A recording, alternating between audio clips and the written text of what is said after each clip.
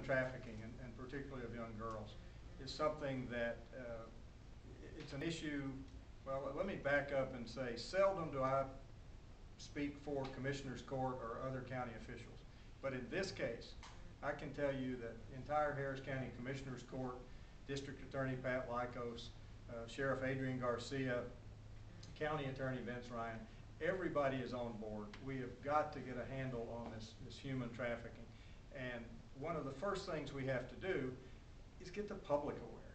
And that's why what Children at Risk is doing is so important, because too often we read the little blurb in the media, or we see it on television, and it's about a raid and X number of prostitutes were arrested and they were taken in, but they're the victims.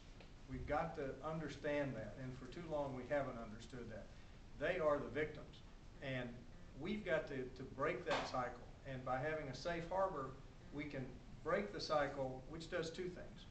First and foremost, it restores or starts the restoration of those young girls' lives, so that years later they haven't gone down that slippery slope, and they've been returned to productivity and humanity, if you will. The second thing it does is it takes away from the traffickers their resource. Later we can talk about what we need to do to get the traffickers, because for too long we focused on what we now know are the victims, the girls who are forced to work in these places. But the first thing we've got to do is establish the safe harbor.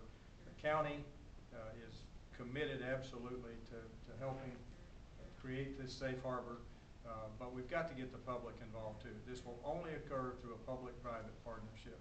I'm here representing the public side of that. We're urging the public, the private side, to come forward and help us do this. So thank you very much.